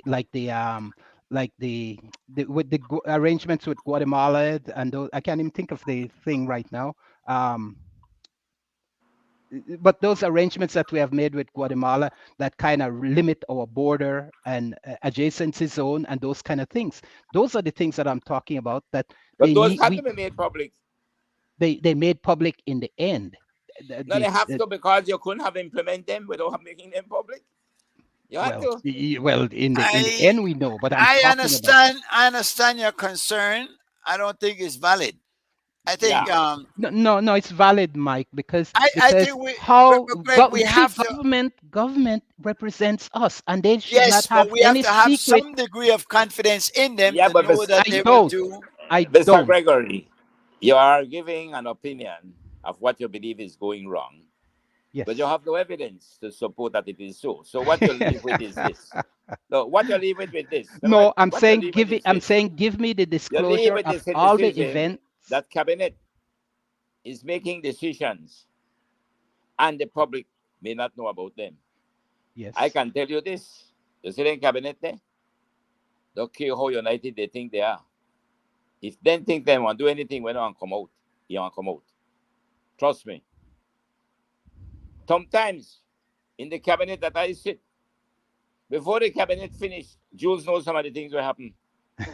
Yeah, he has his moles in there. Yeah. He got Oh moles. yeah. No, I'm sure, because if And they people pay for feel them. if people feel jilted in their position, they will make it known. But all I'm saying is there need to be a mechanism that the public has these disclosure, and I But think there it is a needs to be. mechanism. I believe it need to be formalized. But I'm not Yes, saying but that then we don't get. you want it. I'm not saying we don't get It's leaks. formalized, And Mr. Morrison. It's formalized under the Freedom of Information Act. I think he wants it more immediate. I don't know unless by putting a TV in the no, cabinet that's room. not what I'm saying. That's not So, what I'm saying. but see, we first of all, what we have to do is to elect people with integrity, people that we can trust, that to really look out for our interests and not being so corrupt as to only follow their own personal agendas. They Well, need that to would put help. country That would before help. self. That would help. And maybe that is the answer. But when you have a government and they're making plans and whatnot, you cannot run the government on consensus as such. They make the decisions, then they pass it on to us, the decision that's made. And I think that's what happens now. We do, and again I said to you, because Billy's so small, we get everything. We might get it late, we might not get it in a timely fashion sometimes, but we get it. Like this Portugal agreement. And I'd ask myself, how many more agreements like this probably slipped through and we didn't know? That's my point.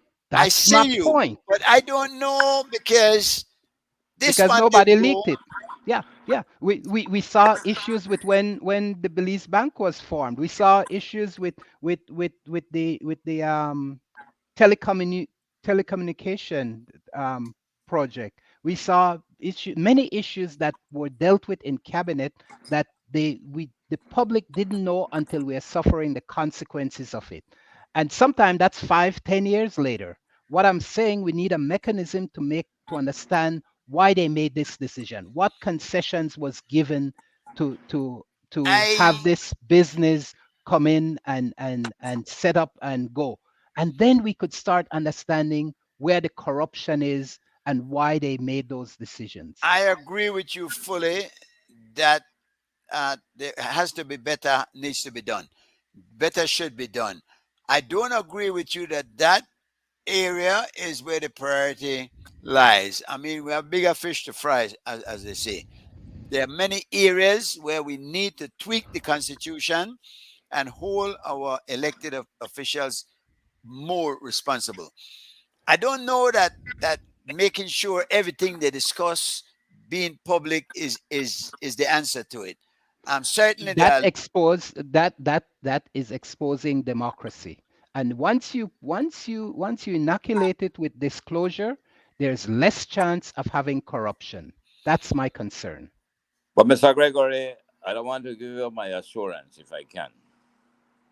The corruption in government has nothing to do with what is happening in your cabinet. Trust me. It's not that. It's not that. Corruption comes out of politicians and bureaucrats colluding with private sector people. That's the corruption that we are talking about. But don't you When think a minister, Mhm. when a minister exercises his executive prerogative and gives a license, which the law allows him to do, and decided not to bring it to the cabinet, he did not violate the law.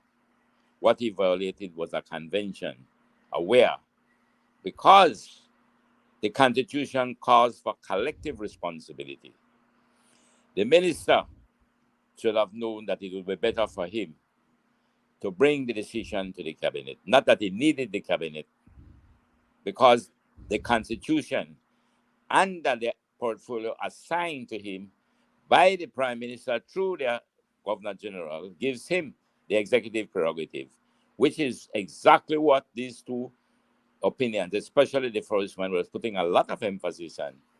that he quoted many cases from the Caribbean Court of Justice right up Mhm. to show where ostensible authority, actual authority, apparent authority, it is those that you can exercise under the Constitution. And not But executive. if you don't have it, and you want to exercise it, then it is illegal. Mhm. So when you give a minister a portfolio with direction and responsibility over all the subject matters under that portfolio, he's not telling you that the minister needs the cabinet approval. He's not telling you he needs the parliament, because he doesn't. Joe, The law gave let, it to him. let me get your opinion So on. Yeah. Go. You want to finish that point? Go ahead. yeah. Greg. So you're saying that under our constitution, a minister can act in ways without consulting the government. He just has that arbitrary When capacity you say the in, government, in you the define what purview, you in mean the by the purview of government. his What do you mean yeah. by the government? No, I'm saying, well, going back to cabinet, let's say a minister wants to do something in terms of health, change the whoever the director of the health department is. That's a big thing, or even our police commissioner or something like that. He doesn't have to go to cabinet and say, this is what I want to do or need to do. He just could say, Mr. whoever you are at the Go health home. department, or Mr. whoever you are at the police department, you're No, gone. no, you can't do it that way. No, Okay. wherever the How Constitution does he act? give, How does he act wherever then? the Constitution give a minister, in this case, mostly the Prime Minister, the authority to appoint, then he appoints, and then he informs the Governor General, who through formality assents to it, and then the person is appointed. That's how it is done. Now, when a minister has a responsibility, which this guy referred to as the executive prerogative, and he's right, that's what it is. Mhm. Mhm. If the Constitution, through the Prime Minister and the Governor General, gives him that executive prerogative, he exercises it. Now, if I, as the minister of port, with the authority to give a port license or to do it, it will be legally binding on the government. Now, I what will see. happen to me is that the Prime Minister, if he's the real good Sack Prime you. Minister, will Will remove me. sack you. Yeah. But it will not be illegal, because But the damage should have been done. The that's damage. right. I bind the cabinet. I am binding the government to Right. it because I had the That's the right thing. to do it. But it was wrong to have done it. It Yeah. was wrong to have done it by convention. Yes. But I what should have happens? talked it to How do we my address colleagues, that then? Yeah, and what because happens if you cost the government a lot of money? What shouldn't maybe the minister be made to pay some of that? the law doesn't make it that way. But what will be done to her? Obviously, the Prime Minister will look to remove him. Removing sometimes is not enough, Joe. But Yeah. No. But anyway, we have seen that in a No, few but I tell you what he could instances, do. I think. You see the removal of a person, a minister, who acted contrary to the convention. Let me tell you this. You see that guy, that guy was referring to, that judgment, which had to do with the Marble, right. the Marble Registrar. You know who are the persons who gave that extension in 2005? The two people were never called in there. One was the Prime Minister and Minister of Finance, and the other one was the Attorney General. But they had the authority to do it. That's why the court ruled against the UDP government. It was the PUP government that gave the extension to the Ashcroft Imarbe registry. Mm-hmm. Mm-hmm. But the PUP government, the UDP government, cancelled it. And Ashcroft took it to court. Mm-hmm. And he won his case. Yeah. Because the court is telling you, and it's right in the same opinion, the guy referred back to it. The minister had the authority, and the authority was further endorsed by the Attorney General. Though the cabinet might not have known about it, but it doesn't matter. Joe, tell me something, because this port that they're discussing, the Prime Minister apparently was trying to take this back to cabinet and see if they could get it pushed through, or send it back and get it revised as such. What's your opinion on this port? Can it be good for Belize? Is it a project worthy of considering, or should it be abandoned? if you go to the study that was done, which I read extensively, the whole of it, I don't think that we should be dealing with maybe 2 more ports in this part of the country. I believe that maybe 1 more with the Finstein port, whatever the right name is. It's already built, so yeah, Yeah. that's a lot. Right, that's already It's 80 very much underway. 80% constructed. Yeah. But I believe that when you look at what was given, that to me, if they even take it back and they want to give the license still to go through with the port, they will never be bold enough to believe that they can give those kind of incentives. You remember you're talking about the one with the Portico now, the Portico agreement, right? But what was given to Stake Bank then? Because apparently they got some good deals also. But and they're now between them and Ashcraft, their complaint is that they were given this guy for Portico more than they were giving them. So that is their argument, that they should be getting the kind of concessions that were given to Portico. No, I think their argument more that it should not be given. Because They you know what they did with that? You see what they did with that agreement?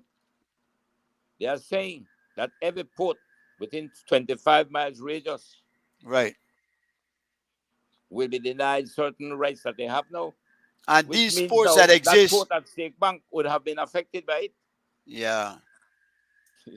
And then they give them the right to share the head tax. They avoid all taxes altogether, even for employees. They hold on. They gave them all the tax exemption to the investor. Right. Then they gave it to the EIA contractor. Then they gave it to all the subcontractors. Then they gave it to the shareholders of the investors. Yeah. And yeah. then they What gave was every tax you could think about, everything right down to the stamp duty, everything they gave them. And they gave it for 35 years. That's ridiculous. Yeah. What was he scandalous. thinking? What was corruption? Contreras thinking? Corruption. Do you think there's anything that can be done or should be done in this case to maybe even deter it from happening again later on down the road, from anybody else trying it even? I think if they succeed in the lawsuit that they're doing and that's against him personally, that will make people realize that such corruption will cost you, and that's right. the only way to deter it. If the government will not act is there a possibility that political parties will not act on their own? Is there a possibility he will get some kind of will we for the first time see a politician going to jail, you think? No, right now it's not. Right now it's not a criminal act; it's a civil act. No, under the third of misfeasance, which is what they'll be going at Contreras for, it is more a kind of fine. Yeah, it's a civil. If I remember well, the third of misfeasance will not cause you to go to jail, but it can be a heavy damage on you. Because I think they are suing him for about what, $10 million? $10 million, yeah. Might be chump change for that guy. I don't know. I guess it's a lot of money with for us. With all they've gone through after 13 years, that might be chicken change. That might be out of this piggy bank. Ain't gonna pay that. I don't know. It just seems like these guys have made themselves very wealthy, no? And it's unfortunate because it's on the backs of the rest of us, and so it has to stop. I agree, and that's the part I think we need to address more so than what's coming out of cabinet, but what's going on with these corrupt politicians that we have running the country, and it is on the onus is on us. We have to look at the people we elect and make sure, just because they're saying something. I was talking about Shine. Shine came on and says when he's prime minister, no mother will be grieving for the loss of their child. That's a big heavy statement. Man, how can you do that? Yeah. How can you make such a promise? Yeah, politicians will say many things, and we have to take much of what they say with a grain of salt. With a bucket of salt on this one. Probably so. But we have to be wise also to know what. Mr. Gregory, let me caution you again. Do not say politicians in a general sense. I'm I sorry, would Mr. prefer to Crowley. say that You step there on are the man some among toes. us, You there are step on some the man among us toe, Greg. who have betrayed the trust Yeah. of a very noble profession of politics. But sometimes I feel like we need All to of a be sudden, the man careful. is telling me politics is noble Well, business now. noble. Yeah. No, no, Did no, you no, hear his no, no, word? Did you no, did no, you no, hear no. how he I would framed you're that? say, being reprimanded for You see how he casting framed that? aspersions. You, no, the Mr. man said to Gregory, cast aspersions on all of us and then I all am away. saying, I am saying that engineering is a noble profession, a noble calling. Yes, But it that is. doesn't mean you don't have engineers That are that corrupt. maybe have gone Yeah, on the cut windy the edge. side. Yes, yes, I agree. But I I will agree. not generalize and say, you know something, Uh, all of well, those engineers, they are no no, good at that. I apologize, but You you got know, the money at the corner now. You got No, no, it's yeah, not being in the corner. It's not, you flip the switch. You you might, flipped it on it sorry, Mr. totally. Chairman, I'm sorry, make I say something to you, and I'm Uh-huh. very serious about it. You know what is hurting this country? Too many of our young people are misled by us to believe that politics is a dirty game, and they don't want yeah. no part of it. And if they Or if want they it, get that's it, or because if they they want get to in, hustle. they want to hustle. Huh? Or if they Yeah, get in, they want to hustle. No, I agree. because I agree. we are beginning to Politics. let them. We are beginning to let them feel that's what it is. When we should not be letting our young ones believe that this is a profession that you can go into to hustle. But we look at it and we see the difference in how our politicians go in and how they come out, and that's the disgrace. But there's But an I have seen, unlawful but enrichment I have seen the law. difference between certain professionals when they went in and how they come out. I've seen it with lawyers. I've seen it with Yeah. doctors. I've Yeah, seen it yeah, with engineers. I have seen yeah. it with cabinet makers. Wait a minute. I have a lot. I have. But I have we always. see it accumulate. We could see the accumulation and the effort often with those professions you mentioned, and And from we hard see, work. yeah, and we see quite a difference and quite a turnaround in a very short period of time. That's not it. It's like custom officers. Yeah, And you I Mr. don't, point. Gregory, and I'm joking again. I'm no, joking But again, Mr. no, Mr. that's Crowley. no joke. No. When No. I say that, I'm not saying all custom officers, but we see in Mr. Gregory, areas just with try to imagine. Accumulation of wealth. yes, Just yes, try to that imagine. How is it that a politician can be corrupt without collusion with the private sector? and that is true. That is true. Can he? But And then, that's why when I they can blame both be wrong. They can both be that's wrong, why when Joe. I blame the politicians, I also blame our public leaders, whether it's business or social or religious, because they all collude to defraud the people of knowledge and just gain. I know you I don't like don't that know them as religious part. no. I I don't don't know know you. them as being such. I have met a lot of them, and I have seen the beast in some of them, and I've Yeah. You seen the talk beast about brought out in some of them. you talk But about I will say politicians. this: that over my Business years leaders. in politics, from I was young, I met a lot of good, decent Belizeans Yes. from Yes. both sides, PUP and Yes. UDP, Yes. that have Yes. gone to office with sincerity, Mhm. hard work, and commitment to the people of this country.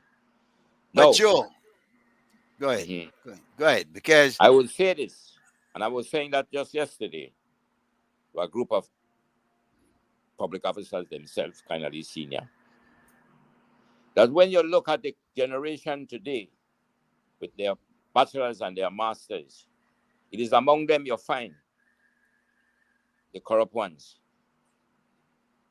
But if you look at the person who is willing to open the door for the elders, who is willing to be humble, who is willing to be brothers and sisters keeper, Yeah. Yeah. who is respectful of law and order, you don't find that in him. Yeah. Yeah. You It's a don't. sense of entitlement, I believe, that What comes I am with finding, Mr. Gregory, is that the universities are not producing that's men that. that are morally upright. Yeah. Yeah. They are That was my producing point. That was people my to point. acquire certain skills, And to But Joe, manipulate. never And to teaching manipulate. them how to apply the skills for the good of the country or their Yeah. people. Joe. Gregory was talking about infrastructure to make things work better. You were talking about laws that aren't being enforced. There is an unlawful enrichment law, isn't there? That where Yeah. isn't it that politicians are supposed to declare their assets before going into Yes. office, and declared upon coming out, and then it's That's right. measured upon what you should have had over that period of time. Now That's you right. got a lot of them will say they have other businesses that have provided them with these resources. Should not politics being such a noble profession then um, ask humility and what would I say less greed of the politicians, that they would dedicate themselves to that noble art, that they would dedicate themselves to politics and not go outside and have other interests, because how can a man serve two masters? I don't think a person who has done his way in life, in terms of maybe a business person who have earned his way and earned it in hard work and honesty, and decided to take time out because he has his business run by the family and whatnot, and decided to take time out to go and serve his people in politics. I don't see anything wrong with that. What is Well, happening with us? you have to. Wait, no, wait. I don't have a problem. I don't have a problem with someone leaving a law firm and going, or a accounting firm or a engineering firm, and go and work in politics for a period of time. What I have problem with is when they start directing those businesses that are government businesses to those law firms or engineering company or accounting company. That's where I have a concern, because people have life, and my idea of politicians, I don't expect them to stay the long term they have been staying. I hope they would go in for a few terms and get out, like you, Mr. Cowie.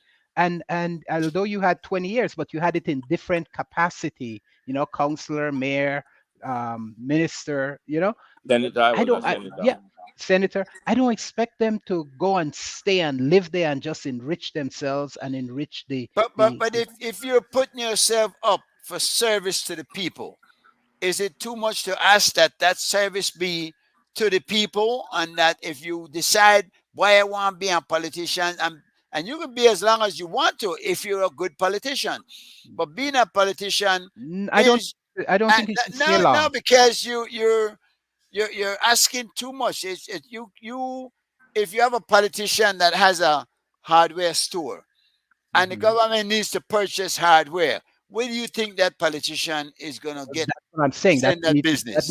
That's the problem. That's why I have the problem.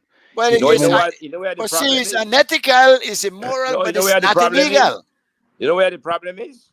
Mhm. You know why we believe that that is what will happen, because that's the way we are. Yeah, yeah. Yeah, that's why we believe it. You But can't throw that back, back, back. why is it that a human being, irrespective of his pigmentation, his racial background, his ethnic background, Mhm. Mhm. why can't he be a man or a woman who has a business and decide to go and serve? And when there is an open tender, the business tender, and he stay away. Yeah, Why? that's what I'm talking about. Yeah. That's what the law requires of him to do. The law Yeah. never Yeah, tell but him that he can't serve because he got a business. No, the law is there to deal with that. No, when the time comes to file a return under the Integrity Commission, then he must file it. But if you have people who are not filing, the people who are into enforcing are not enforcing it, and then the people out here begin to feel like they make money and they thief the government. Mhm. That's the way we become, because we are not doing what we ought to be doing. Yeah. Yeah. And that's why we become what we are. gentlemen, I don't know how we're gonna fix this. I agree with you. We have to be forward thinking, and try to come up with some solutions. We on this show can only do so much. We can talk about it though, and hopefully we get enough people out there interested that will join onto our voices, and we can make enough noise to make a difference. Let us continue doing this every week. We'll do it again next week. We've come to the end of this show. We want to thank Mr. Avila for his time. Any closing comments, fellas, from any of you? Well, as I said, I just believe that we need to make government more transparent in all its ways, and I think that furthers democracy. So that's the reason why I was saying that we need to have all government decision-making processes open to the public, and ventilated. Even if we can't do it in the moment, in time, it needs to be a full realization of what decisions government made, what decisions they had put before them to be considered, and as such. I wish Well, I could Mr. get Chairman, I yeah, want yeah. to leave this show tonight saying to you all, I came as a guest, and yes, I still see myself as a guest. Guess who's But not a guest? what I say to you all, I must tell you that for the time I've been around, and let's say the few people we have met on this show, I sense in every one of them, even the ones that we thought was not so sincere, who may have left us without good reasons, but even in them, I saw the sincerity and the love for Belize in them. You all, Mr. Gregory, who is out there, I have seen you all who have been away from this country, maybe longer than my children have years, but I sense you will never forget on the roots. And I congratulate all of you out there. The people who came on this show, many of them were from out there, and I see in them the sincerity. I think we all want good for the country. We have different ways of how we want to get it done, but in the end, gentlemen, we will overcome. Thanks. All right. Good night, gentlemen. Good night, folks. Please, you could catch the show on rerun at any time you wish at Belize Sticks Recordings on YouTube. BELIZTIC Recordings will be here next week, same time, same place. Until then, God bless. We're out. CY, take it away.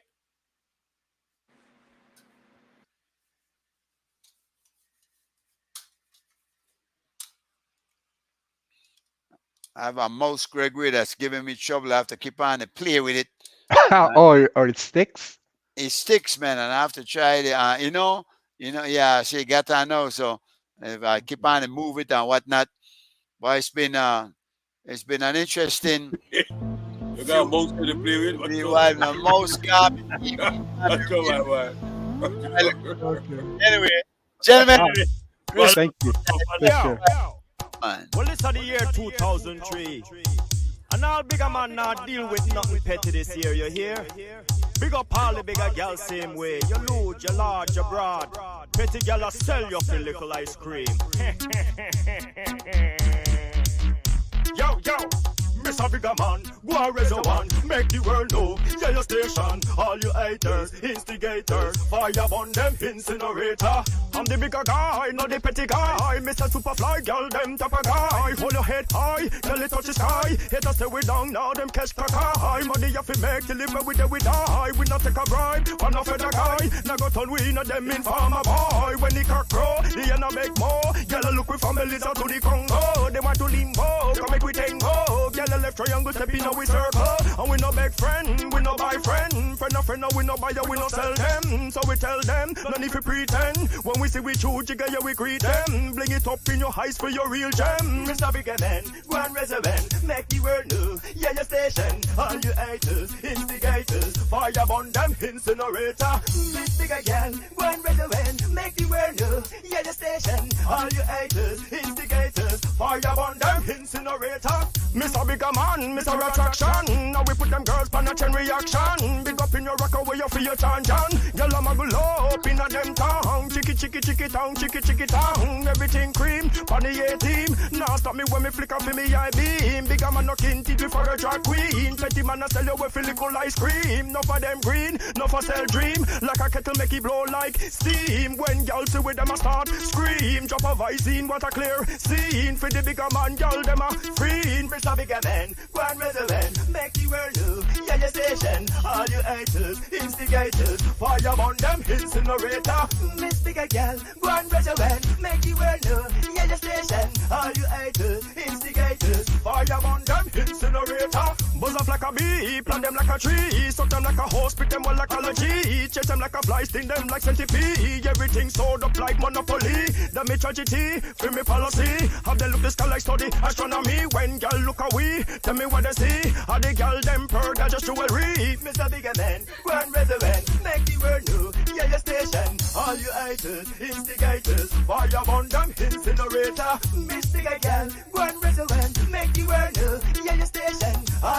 instigators, fire on them, incinerator. Mr. Bigger Man, Mr. Attraction. Now we put them girls on a chain reaction. Bring up in your rocker where you feel your tangent. Girl, I'm a good love in a them tongue. Chicky tongue.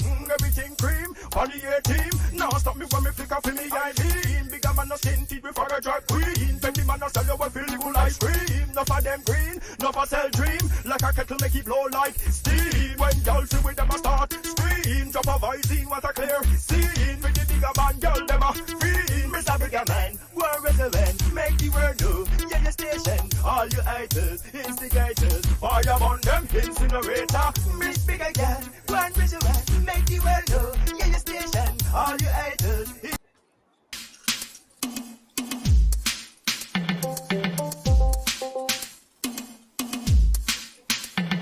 My sound, run the dance hall, run the dance movement, make the gal ball, run the dance hall, sound system on the brawl, run the dance hall, run the dance hall, run the dance. I like ladies with the big bush, when I'm not feeling right, I smoke bush. The other day, me